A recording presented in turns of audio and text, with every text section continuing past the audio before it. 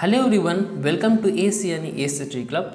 आज की इस वीडियो में पढ़ने वाले हैं श्वसन तंत्र यानी कि रेस्पिरेटरी सिस्टम।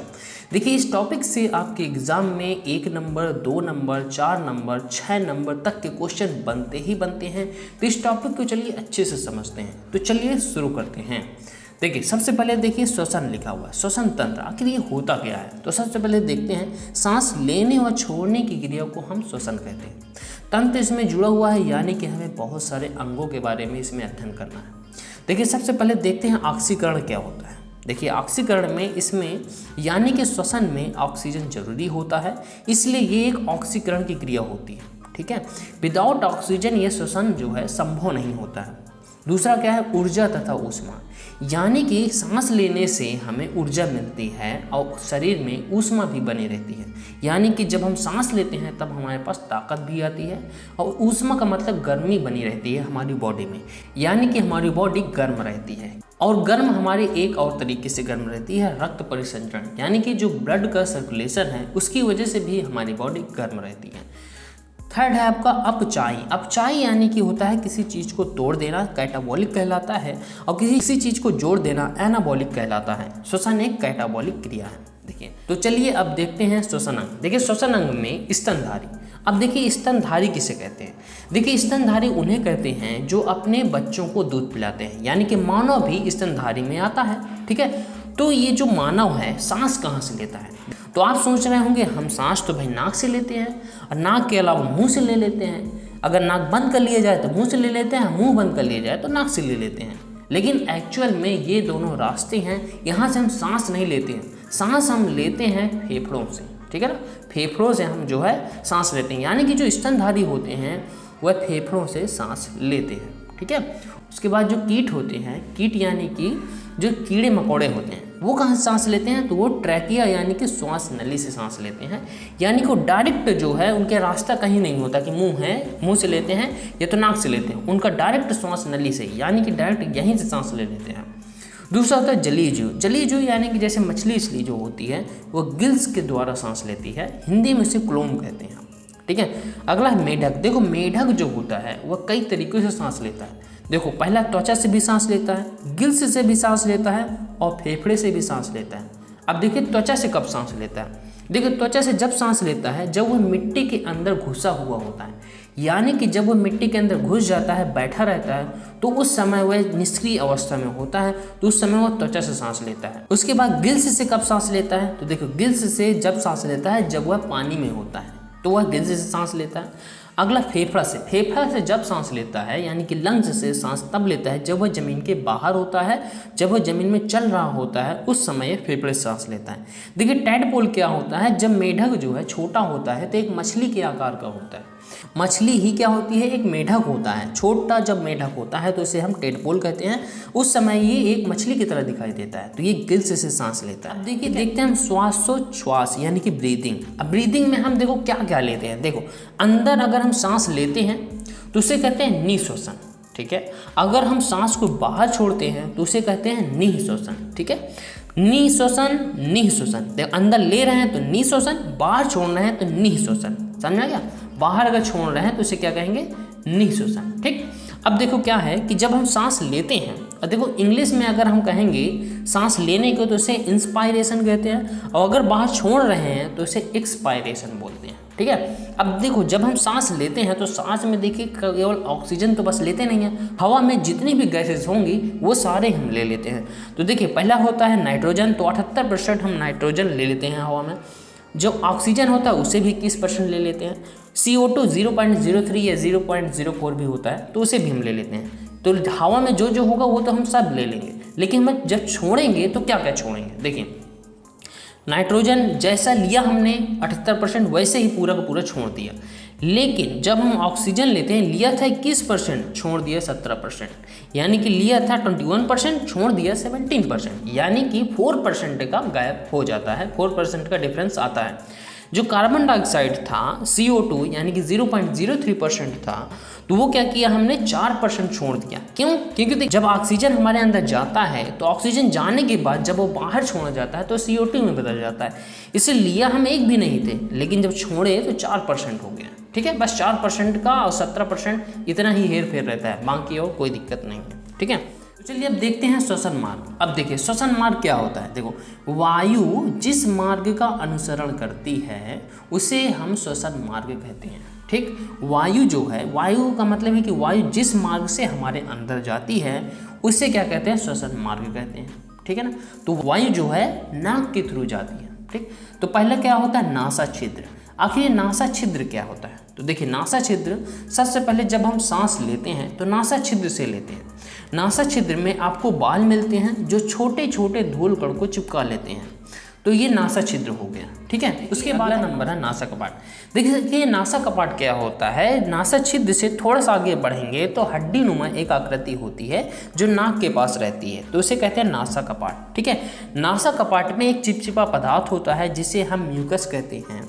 यह म्यूकस क्या करता है, जो हवा में छोटे छोटे कण होते हैं तो वह इनको चिपका लेता है। ठीक है, अब आप सोच रहे होंगे कि जो हमारे हफ्ते भर में हम नाक से खोल के बाहर निकाल देते हैं तो वह क्या होता है। देखिए वो हवा में मिला हुआ कचरा ही होता है जो म्यूकस चिपका लेता है अपने अंदर, उसके बाद जब हम खोल के उसको बाहर निकाल देते हैं। ठीक है, अगला है आपका ग्रसनी। ग्रसनी यानी कि फायरिंग्स बोलते हैं इसे, जिसे शुद्ध भाषा में हम हलफ भी बोलते हैं। ठीक है, ग्रसनी एक ऐसी जगह है जहाँ से देखो भोजन भी जाता है वहीं से और हवा भी वहीं से जाती है, यानी कि सांस भी वहीं हम ले रहे हैं और खाना भी जो है वहीं से हम ले रहे हैं। ठीक है, अगला है आपका गला। गला यानी कि लैरिंक्स बोलते हैं इसे, ये गले में होता है और इसे हम वॉइस बॉक्स भी कहते हैं। ठीक है, जब हम इसको दबाते हैं तो देखिए क्या होता है कि आवाज़ जो हमारी होती है दबने लगती है, कम हो जाती है। ठीक है, अगला है आपका श्वास नली। श्वास नली देखिए क्या होता है, इसे ट्रैकिया भी बोलते हैं। देखिए सांस नली पे सी आकार की जो है कुछ आकृति होती है, ये कार्टिलेज की बनी होती है, यानी कि कमजोर हड्डी की बनी होती है।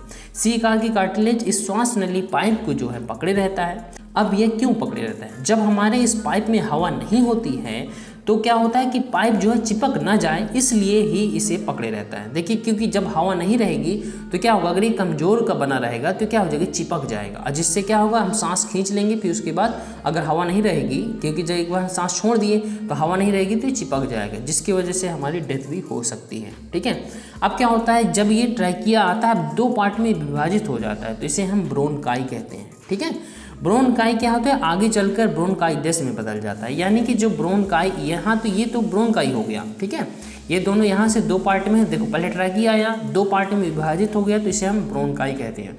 अब ये क्या होता है, 2 पार्ट में विभाजित होने के बाद अंदर और कई पार्ट में विभक्त हो जाता है, तो इसे हम ब्रोनकाइलेस बोलते हैं, इसे भी हम ब्रोनकाइलेस ही बोलेंगे। ठीक है, अब अगला है आपका एल्वियोली। एल्वियोली देखिए क्या होता है, जो ब्रोनकाई होता है आगे जाकर कुछ भागों में विभक्त होता है, इसी को हम ब्रोनकाइलेस भी कहते हैं। ठीक है, अब ये जो गुच्छे के समान आकृति है इसे हम एल्वियोली भी बोलते हैं, हिंदी में से वायु कोष्ठक भी बोलते हैं। ठीक है, एक्चुअली में होता क्या है कि हवा इसी में आती है, जो हम हवा लेते हैं यानी कि जो हवा आती है तो इसी में आती है, जब हम सांस लेते हैं तो हवा इसी में आ जाती है। ठीक है, अब अगला होता है ब्लड। ब्लड क्या होता है, एल्वियोली के बाद जो सांस होती है यानी कि जो हवा होती है वो ब्लड में चली जाती है, तो ऑक्सीजन को ब्लड लेके चला जाता है, और जो ब्लड होता है वो लेकर के कोशिकाओं को दे देता है, और ये जो कोशिकाएं होती हैं वो डायरेक्ट जो है यानी कि ब्लड में आया आपका हवा के बाद सेल यानी कि कोशिकाओं को ब्लड दे देता है जो ऑक्सीजन होता है, और सेल से जाकर के माइटोकॉन्ड्रिया को दे देता है, वो जाकर के ग्लूकोज का निर्माण कर देता है। ठीक है, और देखो ये जो आपकी दोहरी झिल्ली होती है फेफड़े के ऊपर यानी कि लंग्स के ऊपर, इसको हम प्लूरा मेम्ब्रेन भी बोलते हैं। क्या बोलते हैं इसे, प्लूरा मेम्ब्रेन बोलते हैं। देखिए डायफ्राम, देखिए डायफ्राम जो होता है सांस लेने में 70% मदद करता है, क्योंकि डायफ्राम नीचे वाला ये जो होता है, नीचे वाला जो होता है ना, ये एक संयोजी ऊतक का बना होता है। किसका बना होता है, संयोजी ऊतक का बना होता है। काम कैसे करता है, देखिए जैसे हम सांस लेते हैं तो डायफ्राम नीचे जाकर बिल्कुल बराबर हो जाता है। ठीक है, और जब हम सांस छोड़ते हैं तो फेफड़े के पास इतनी ताकत ही नहीं होती है कि वो सांस छोड़ सके। ठीक है। फेफड़े के पास इतनी ताकत नहीं होती है कि वह जो है सांस छोड़ सके, इसलिए जो डायफ्राम होता है वो नीचे से खूब तेज़ी से ऐसे करके ठेलता है फेफड़ों को। जब फेफड़े ऊपर सांस तभी छोड़ पाते हैं। अगर डायफ्राम कभी कह दे कि मैं आज मेरा मन नहीं है तुम्हें ठेलने का, तो उसी दिन आपकी डेथ हो जाएगी। यानी कि सांस फेफड़े खींच लेगा लेकिन वह छोड़ने की उसके पास ताकत नहीं रहेगी। इसलिए वह कहता है डायफ्राम से कि डायफ्राम भैया मुझे जो है आगे ठेलो, जिसकी वजह से मैं सांस बाहर छोड़ सकूं। अब उस दिन डायफ्राम कह दिया कि मेरा मन नहीं है, मैं नहीं ठेलूंगा, तो उतने में ही आपकी सांस रुक जाएगी, ठीक है ना। तो इसलिए डायफ्राम जो होता है वो 70% काम करता है, यानी कि मेन जो है डायफ्राम होता है। कभी कभी आपने देखा होगा कि कभी कभी एक्सीडेंट हो जाते हैं कुछ लोगों के, उनकी कोई भी चोट नहीं लगी होती है लेकिन फिर भी उनकी डेथ हो जाती है। क्यों? क्योंकि उनका डायफ्राम टूट जाता है। डायफ्राम क्या होता है? मांस का बना होता है, तो ये क्या होता है, आसानी से टूट जाता है, ठीक। टीवी में भी आपने देखा होगा कि वो कभी छत से गिर जाते हैं या कुछ एक्सीडेंट हो जाता है, तो आपने देखा होगा कि उनकी एक नॉर्मल आवाज़ से लेकर के अटक अटक करके और उनकी डेथ हो जाती है, क्योंकि उनका डायफ्राम जो होता है वो टूट चुका होता है। और हाँ, अब अगर कोई महिला प्रेग्नेंट है तो उसका जो डायफ्राम होता है वो नीचे चला जाता है, ठीक है। अब तब इस कंडीशन में होता क्या है कि उस महिला के जो रिब्स होते हैं वो मदद करते हैं, रिब्स फैलते हैं, सिकुड़ते हैं, जिनकी मदद से फेफड़ा जो है हवा को बाहर निकाल देता है। अब देखिए हमें हिचकी क्यों आती है। देखिए खाना खाते समय कभी कभी क्या होता है कि हम बात करने लगते हैं। देखिए खाना खाते समय क्या होता है कि कभी कभी हम बात करने लगते हैं, ठीक है। हम किसी को याद कर रहे होते हैं, तो ये क्या होता है, एपिग्लोटिस, ये जो मान लीजिए कि एक ये जो है बना हुआ है, यहाँ से आपका फूड जा रहा है इस नली से, और इस नली से आपका क्या जा रहा है, एयर जा रही है। और ये जो एक रास्ता रोके हुए है इसे कहते हैं एपिग्लोटिस। यानी कि अगर एयर आती है यानी कि हवा आती है तो इस साइड चली जाती है, और फूड आता है तो इस साइड चला जाता है, ठीक है। ये यहाँ पास रास्ता बंद किए रहता है, क्योंकि देखो क्या है कि अगर फूड आया तो उसे ये तो पता नहीं है कि किस ओर जाना है, तो इसलिए जो एपिग्लोटिस होता है वह अगर खाना आया तो यहाँ पास रास्ता बंद कर लेता है। अगर ये हवा आई तो ये रास्ता बंद कर लेता है, हवा यहाँ से निकल जाती है, ठीक है। तो मेन क्या होता है, एपिग्लोटिस होता है। अब एपिग्लोटिस क्या होता है, कभी कभी कंफ्यूज हो जाता है, क्योंकि देखो माइंड किसी की याद में खोया हुआ है और ये एपिग्लोटिस उससे पूछता है कि नीचे आने क्या वाला है। अब माइंड से पूछता है कि भाई क्या आने वाला है, तो माइंड जो है किसी की याद में खोया हुआ है, जिसकी वजह से ये एपिग्लोटिस कंफ्यूज हो जाता है कि क्या आ रहा है, हवा आ रही है कि खाना आ रहा है। अब ये क्या होता है कि जब माइंड से पूछता है कि भाई बताओ दो, तो वो नहीं बता पाता। और जब नहीं बता पाता है तो क्या होता है कि इस ओर घूम जाता है। अब खाना आ रहा होता खाना और चला जाता है जो है एयर की लाइन में। तो एयर की लाइन में जब घुस जाता है तो जो एयर के मॉलिक्यूल्स होते हैं, तो एयर वाले क्या कहते हैं, उसे ठेलते हैं, बाहर ठेलते हैं, कहते हैं कि जाओ यहाँ कहाँ के पास आ गई, हमारे एरिया में कहाँ से आ गए। तो तेज़ी से पूरी हवा मिल करके और जो पूरे सबको जो है फेफड़े से इस रास्ते से बाहर निकालते हैं। और जब इस रास्ते से बाहर निकालते हैं खूब दम लगा के हिंसा बोलते हैं, खूब तेज़ी से ठेलते हैं, जिसकी वजह से क्या होता है कि हवा जो है जो पूरा भोजन होता है तो इस ओर आना स्टार्ट हो जाता है। अब जिसकी वजह से आपको हिचकी आना स्टार्ट हो जाती है। अब देखिए जो ब्लड है ना, इसमें जो है हीमोग्लोबिन होता है। देखिए मेन क्या होता है कि जो हीमोग्लोबिन होता है वही ऑक्सीजन सारी जो गैसों का आदान प्रदान जो करता है वह हीमोग्लोबिन ही। अब देखो जैसे ही एल्वियोली में ऑक्सीजन आती है तो हीमोग्लोबिन क्या होता है, उठा लेता है और पूरे शरीर की कोशिकाओं में जा करके बांट देता है, और बदले में उनसे CO2 ले लेता है और कहता है ये लो एल्वियोली, ये एक CO2 लो और जाके बाहर छोड़ दो। तो फिर उसके बाद एल्वियोली लेता है और डायरेक्ट बाहर जा करके कार्बन डाइऑक्साइड को छोड़ देता है। लेकिन ये जो HB यानी कि जो हीमोग्लोबिन होता है, यह इसका मित्र जो है एक खतरनाक मित्र होता है। वह कौन होता है, CO यानी कि कार्बन मोनोऑक्साइड। इसका एक खतरनाक मित्र होता है कार्बन मोनोऑक्साइड। इसका बहुत प्रिय मित्र होता है कार्बन मोनोऑक्साइड। होता क्या है कि इसका काम होता है ऑक्सीजन लेना, लेकिन कभी कभी क्या होता है कि आप धुएं की जगह में चले जाते हैं जहाँ पर धुआं ज़्यादा है। तो जब आप धुएं की जगह में चले जाते हैं तो ये क्या होता है कि जो इसका प्रिय मित्र होता है कार्बन मोनोऑक्साइड, तो वह जा करके इसे ले लेता है, ऑक्सीजन को हटा देता है। कहते हैं कि ऑक्सीजन भाई इधर चलो, मैं जो है अब कार्बन मोनोऑक्साइड मेरा मित्र आ गया है, तो वो इसी को खींचने लगता है। मतलब आप उसका काम है ऑक्सीजन लेना, लेकिन अगर कार्बन मोनोऑक्साइड अगर आ जाती है तो उसी को लेना स्टार्ट कर देता है, और आपकी पूरी बॉडी में ऑक्सीजन की जगह वह कार्बन मोनोऑक्साइड जाकर के भर देता है। क्योंकि देखिए जो हीमोग्लोबिन है ये पूरी बॉडी को पहुंचाता है ऑक्सीजन, लेकिन क्या होता है जब कार्बन मोनोऑक्साइड आ जाता है तो इससे कार्बन मोनोऑक्साइड कुछ ज़्यादा ही पसंद होती है, तो कार्बन मोनोऑक्साइड आपकी पूरी बॉडी में जाकर के भर देता है, ऑक्सीजन हटा देता है। तो जो आपका ये हीमोग्लोबिन होता है वो कार्बन मोनोऑक्साइड खींचने लगता है। जब कार्बन मोनोऑक्साइड खींचने लगेगा तो आपके पास एनर्जी रहेगी नहीं और आप बेहोश हो जाएंगे।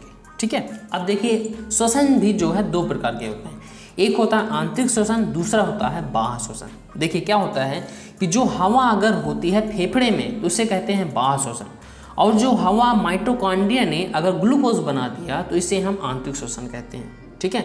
अब देखिए कुछ ह्यूमंस के बारे में जान लेते हैं कि अगर एक ही ह्यूमंस है, अगर वो जगा हुआ है तो जगा हुआ ह्यूमंस जो है 16 बार सांस ले लेता है, ठीक है। जो सोया हुआ आदमी है यानी कि 1 मिनट में वह जो है 16 बार सांस ले लेता है, ठीक। और जो सोया हुआ इंसान है तो सोया हुआ इंसान कितना सांस लेता है, 12 बार सांस लेता है, ठीक है। जो बच्चे होते हैं वो 25 से 26 बार सांस ले लेते हैं, क्योंकि देखिए उनका इतना छोटा सा तो फेफड़ा होता है, उसमें कितनी हवा वो ले लेगा, ठीक है। तो क्या होता है वो जो है 25 से 26 बार बच्चे सांस ले लेते हैं, ठीक। देखिए टाइडल वॉल्यूम क्या होता है। देखिए टाइडल वॉल्यूम का मतलब ये है कि एक नॉर्मल इंसान एक बार में कितनी सांस खींचता है। देखिए तो उसका जो है 500 ml खींचता है, यानी कि कोई भी एक साधारण आदमी है तो वह एक बार में 500 ml सांस ले लेता है। टोटल लंग्स कैपेसिटी यानी कि साधारण एक स्वस्थ आदमी की टोटल जो है उसकी क्षमता कितनी होती है फेफड़ों की, तो उसकी जो टोटल क्षमता होती है वह 6000 ml यानी कि 6000 ml उसकी कैपेसिटी रहती है। यानी कि जब आप पूरी सांस खींच लेंगे तो उसकी जो आपके लंग्स है उसमें 6000 ml जो है आपकी हवा आ सकती है। देखिए अब उसके बाद क्या होता है ऑक्सीजन सिलेंडर। आपने देखा होगा कि जो आपके पर्वतारोही रहते हैं तो वह क्या करते हैं, अपने साथ एक सिलेंडर लिए रहते हैं, तो उसमें जो है केवल ऑक्सीजन नहीं रहती, उसमें ऑक्सीजन प्लस नाइट्रोजन रहता है, ठीक है। और उसके बाद जो कुछ समुद्र जाते हैं तो वो भी ऑक्सीजन प्लस जो है नाइट्रोजन लिए रहते हैं, क्योंकि हमारे लंग्स को आदत नहीं है शुद्ध ऑक्सीजन लेने की, उसमें जो है मिलावटी ही उसे चाहिए। शुद्ध अगर मिलेगी तो आपका फेफड़ा काम करना बंद कर देगा और आपकी डेथ भी हो सकती है, ठीक है। उसके बाद गहरा समुद्र। अभी गहरा समुद्र कितना गहरा होना चाहिए, यानी कि जो है 300 मीटर से यानी कि 300 मीटर से अगर हम अधिक गहराई में जा रहे हैं तो वह एक गहरा समुद्र हो जाता है। यानी कि उसमें जो क्या रहता है उसके सिलेंडर में, तो उसमें ऑक्सीजन प्लस हीलियम गैस रहती है, ठीक है। उसमें ऑक्सीजन प्लस हीलियम गैस रहती है। दोस्तों अब आपने देखा होगा कि कुछ पेशेंट होते हैं उन्हें ऑक्सीजन देते हैं, तो उस ऑक्सीजन में क्या क्या रहता है, आपका जो है ऑक्सीजन एंड हाइड्रोजन गैस मिली रहती है। देखिए शुद्ध ऑक्सीजन नहीं दी जाती है, उसमें ऑक्सीजन प्लस हाइड्रोजन गैस मिली रहती है जो एक पेशेंट जो है लगाए रहता है। तो दोस्तों आई होप यह टॉपिक आपको अच्छे समझ में आ गया होगा। अगर आपको कोई भी डाउट है तो आप हमें कमेंट में ज़रूर बताएं। और हाँ, इस वीडियो में जितना समझाया गया है उसका आपको PDF लिंक भी दे दिया जाएगा, जिससे आप और अच्छी तरीके से समझ सकते हैं। और अगर वीडियो अच्छी लगी तो वीडियो को लाइक करें, चैनल को सब्सक्राइब करके बेल आइकन को ऑल पर जरूर सेट कर दें। मिलते हैं नेक्स्ट वीडियो में नेक्स्ट टॉपिक के साथ, तब तक के लिए जय हिंद, वंदे मातरम।